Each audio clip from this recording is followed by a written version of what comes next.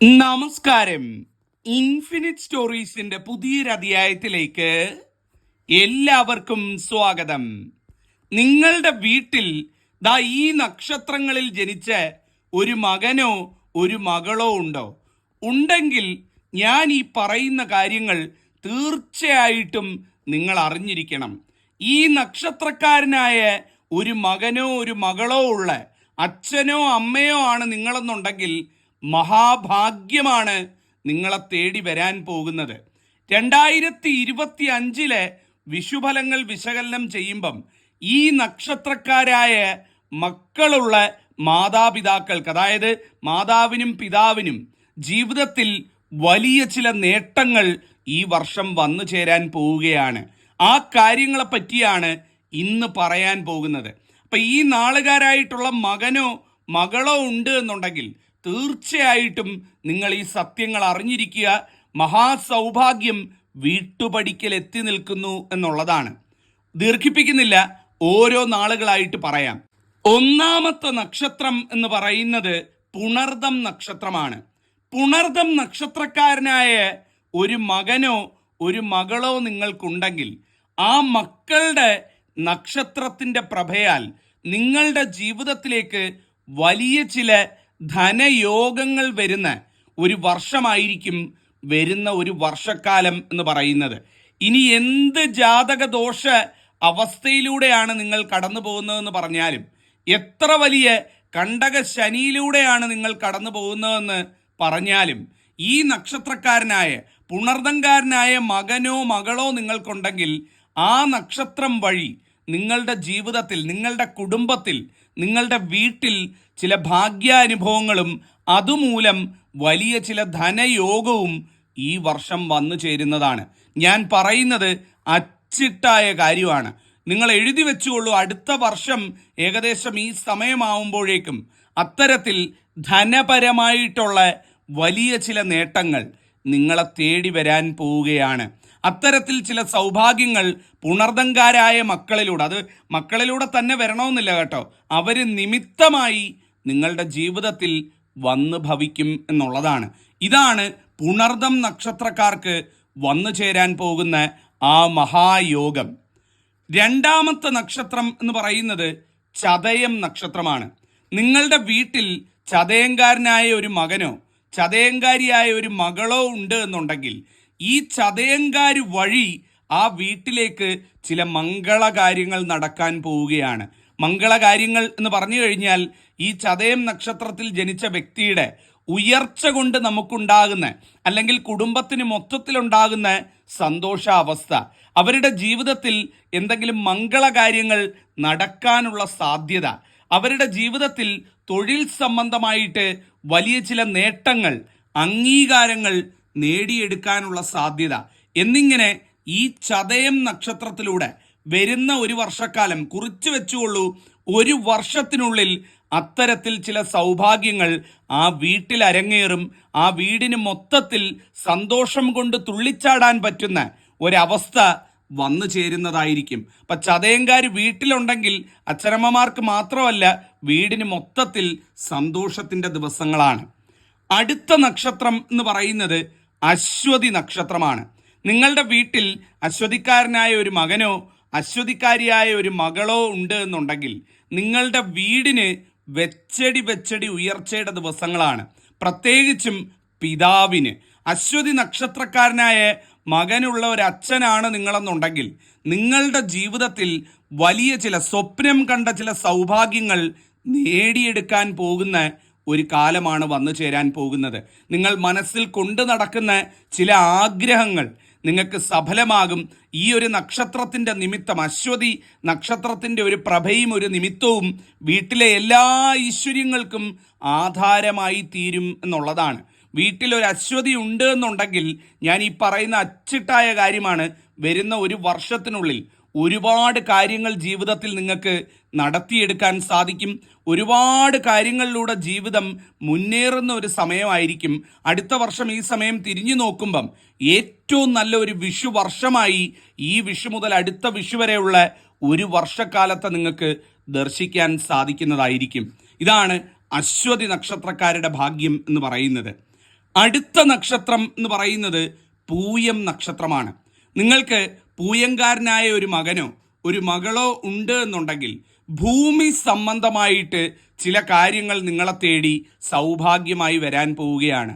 സ്വന്തമായിട്ട് ഭൂമി സ്വന്തമാക്കാനുള്ള യോഗം, ഇപ്പോഴുള്ള ഭൂമി വിറ്റിട്ട് വേറെ കൂടുതൽ വലിയ രീതിയിലുള്ള ഭൂമിയിലേക്ക് മാറാനുള്ള യോഗം, കൂടുതൽ ഭൂമി നിങ്ങൾക്ക് നേടിയെടുക്കാനുള്ള യോഗം, ഭൂമിയിൽ വീട് പണിയാനുള്ള യോഗം, വീട് മോടി പിടിപ്പിക്കാനുള്ള യോഗം എന്ന് വേണ്ട ഭൂമി സംബന്ധമായിട്ട് ഒരുപാട് സൗഭാഗ്യങ്ങൾ നിങ്ങളെ തേടി വരും എന്നുള്ളതാണ്. കൃഷിയൊക്കെ ചെയ്യുന്നവരാണെന്നുണ്ടെങ്കിൽ ഭൂമിയിൽ നിന്ന് 100 മേനി വിള കൊയ്യുമെന്നാണ് പറയുന്നത്. ഏറ്റവും ഭൂമി നിങ്ങൾക്ക് ഉതകുന്ന സമയം, വീട് വെക്കാനൊക്കെ ഇറങ്ങിത്തിരിക്കുന്നവരുണ്ടെങ്കിൽ, വീട്ടിൽ പൂയങ്കാരായ മക്കളുള്ള അച്ഛനമ്മമാരാണെന്നുണ്ടെങ്കിൽ ഏറ്റവും നല്ല സമയമാണ്. ഭൂമി മൂലം നിങ്ങൾക്ക് സൗഭാഗ്യം വിളയുന്ന, സൗഭാഗ്യം നേടാൻ സാധിക്കുന്ന, ഭൂമി കൊണ്ട് ധനം സ്വന്തമാക്കാൻ സാധിക്കുന്ന സമയമാണ് വന്നു ചേരാൻ പോകുന്നത്. ഇതാണ് പൂയത്തിന് കാണാൻ സാധിക്കുന്ന സൗഭാഗ്യം എന്ന് പറയുന്നത്. അടുത്ത നക്ഷത്രം പൂരുരുട്ടാതിയാണ്. പൂരുരുട്ടാതിക്കാരെ സംബന്ധിച്ചിടത്തോളം ഇവർ വീട്ടിലുണ്ട് എന്നുണ്ടെങ്കിൽ നിങ്ങൾ എഴുതി വെച്ചുകൊള്ളൂ, ആ അച്ഛനും അമ്മയ്ക്കും തങ്ങളുടെ ജീവിതത്തിലെ ഏറ്റവും സന്തോഷം നിറഞ്ഞ വർഷമായിരിക്കും ഈ വരാൻ പോകുന്ന ഒരു വർഷക്കാലം എന്ന് പറയുന്നത്. ഈ വിഷു മുതൽ അടുത്ത വിഷു വരെയുള്ള ഒരു വർഷക്കാലം സന്തോഷത്തിൻ്റെയും ആനന്ദത്തിൻ്റെയും ഒരുപാട് മംഗള കാര്യങ്ങളുടെയൊക്കെ ദിവസങ്ങളാണ് വന്നു ചേരാൻ പോകുന്നത്. കുടുംബത്തിൽ മുടങ്ങിക്കിടന്ന ഒരുപാട് കാര്യങ്ങൾ, ആഗ്രഹിച്ചിട്ട് നടക്കാതിരുന്ന പല കാര്യങ്ങളും ആ അമ്മയ്ക്ക്, ഈ പൂരുട്ടാതിക്കാരായ മക്കളുള്ള അമ്മയ്ക്ക് സാക്ഷ്യം വഹിക്കാൻ, കാണാൻ, കണ്ട് സന്തോഷിക്കാൻ, മനസ്സ് നിറയാൻ വിധിക്കപ്പെടുന്ന ദിവസങ്ങളായിരിക്കും വന്നു ചേരാൻ പോകുന്നത്. ഏറ്റവും ഭാഗ്യമാണെന്നാണ് പറയുന്നത്. പൂരുട്ടാതിക്കാരൊരു വീട്ടിലുണ്ടെങ്കിൽ ആ വീട് രക്ഷപ്പെടുന്ന വർഷമായി ഈ വിഷുവർഷം മാറുന്നതായിരിക്കും. അടുത്ത നക്ഷത്രം എന്ന് പറയുന്നത് ഭരണി നക്ഷത്രമാണ്. നിങ്ങളുടെ വീട്ടിൽ ഭരണിക്കാരായ ഒരു മകനോ മകളോ ഉണ്ടോ? ഉണ്ടെങ്കിൽ ഇന്ന് തന്നെ കുറിച്ച് വെച്ചുകൊള്ളൂ, വീടിൻ്റെ മൊത്തത്തിലുള്ള ഉയർച്ച ഇവിടെ ആരംഭിക്കുകയായി. ഈ വിഷുഫലങ്ങൾ പ്രകാരം ഭരണിക്കാരനായ ഒരു മകനോ മകളോ ഉണ്ട് എന്നുണ്ടെങ്കിൽ ജീവിതത്തിലെ പ്രാരാബ്ദങ്ങളും കഷ്ടപ്പാടുകളും ആ വീട് വിട്ട് ഒഴിയാൻ പോവുകയാണ്. സ്വന്തമായിട്ട് വീടില്ല, വാടക വീട്ടിൽ താമസിക്കുന്നവരാണ് ഈ നക്ഷത്രക്കാരുള്ള കുടുംബം എന്നുണ്ടെങ്കിൽ ആ കുടുംബത്തിന് സ്വന്തമായിട്ട് വീടെന്നുള്ളൊരു സ്വപ്നം, കടങ്ങൾ തീർക്കാനുള്ള യോഗം, സാമ്പത്തികമായിട്ട് ഉയരാനുള്ള യോഗം തെളിയുകയാണ്. ഒരുപാട് കടവും ബാധ്യതയും ബുദ്ധിമുട്ടുകളും സമയദോഷവും ജാതകദോഷവും ഒക്കെ കൊണ്ട് വലയുന്ന കുടുംബങ്ങൾ ഉണ്ട് എന്നുണ്ടെങ്കിൽ, ഈ ഭരണിക്കാർ വീട്ടിലുണ്ടെങ്കിൽ എഴുതി വെച്ചുകൊള്ളൂ, ഈ വർഷം സൗഭാഗ്യം വിളയാൻ പോവുകയാണ്. എല്ലാ ദുഃഖങ്ങളും തീർന്ന് ആ വീട് രക്ഷപ്പെടാൻ പോവുകയാണ്. അച്ചിട്ടായ കാര്യമാണിത്. അടുത്ത നക്ഷത്രം എന്ന് പറയുന്നത് ഉത്രം നക്ഷത്രമാണ്. പ്രത്യേകിച്ചും ഉത്രം നക്ഷത്രത്തിൽ ജനിച്ച ഒരു മകൾ നിങ്ങൾക്കുണ്ട് എന്നുണ്ടെങ്കിൽ ആ വീടിന്, ആ മകളിലൂടെ ഒരുപാട് ഉയർച്ച കൈവരാൻ പോവുകയാണ്. ആ മകളിലൂടെ ലോകം ആ വീടിനെ അറിയപ്പെടാൻ പോവുകയാണ്. ആ ഉത്രംകാരിയെ തേടി ഒരുപാട് അംഗീകാരങ്ങൾ, ഉയർച്ചകൾ, സൗഭാഗ്യങ്ങൾ, നേട്ടങ്ങൾ വന്നു ചേരുന്നതായിരിക്കും. ഉത്രംകാരനായ ഒരു മകനാണ് എന്നുണ്ടെങ്കിൽ ആ മകനിലൂടെ ആ വീടിന് സാമ്പത്തിക ഭദ്രത കൈവരുമെന്നാണ് പറയുന്നത്. ആ മകനിലൂടെ കൈവരിക എന്ന് പറഞ്ഞാൽ ആ മകൻ പോയി ജോലി ചെയ്ത് കൊണ്ടുവരണമെന്ന് മാത്രമല്ല, ആ നക്ഷത്രത്തിൻ്റെ പ്രഭയാൽ ആ വീട്ടിലുള്ള എല്ലാവർക്കും സാമ്പത്തികമായിട്ട് ഉയർച്ച കിട്ടുമെന്നാണ് പറയുന്നത്. മകളാണ് എന്നുണ്ടെങ്കിലും സൗഭാഗ്യമാണ്, മകനാണ് എന്നുണ്ടെങ്കിലും ഉത്രം നക്ഷത്രക്കാർക്ക് നേട്ടത്തിൻ്റെ, ഉയർച്ചയുടെ, പേരിൻ്റെ, പ്രശസ്തിയുടെ, അംഗീകാരത്തിൻ്റെ ദിവസങ്ങളാണ് വന്നു ചേരാൻ പോകുന്നത്. അടുത്ത നക്ഷത്രം എന്ന് പറയുന്നത് അനിഴം നക്ഷത്രമാണ്. അനിഴം നക്ഷത്രക്കാരെ സംബന്ധിച്ചിടത്തോളം നിങ്ങളുടെ വീട്ടിൽ അനിഴം നക്ഷത്രക്കാരനായ മകനോ അനിഴം നക്ഷത്രക്കാരിയായ മകളോ ഉണ്ട് എന്നുണ്ടെങ്കിൽ ആ വീടിൻ്റെ ഗതി തന്നെ മാറാൻ പോവുകയാണ്. എന്താണ് വീടിൻ്റെ ഗതി മാറുക എന്ന് പറഞ്ഞാൽ, ഇന്ന് വരെ പൊയ്ക്കൊണ്ടിരുന്ന ഒരു ദിശയിൽ നിന്ന് ജീവിതം ഒരു വലിയ ഡീവിയേഷൻ എടുക്കാൻ പോവുകയാണ്. ജീവിതത്തിൽ ഒരു വഴിത്തിരിവ് സൃഷ്ടിക്കപ്പെടാൻ പോവുകയാണ്.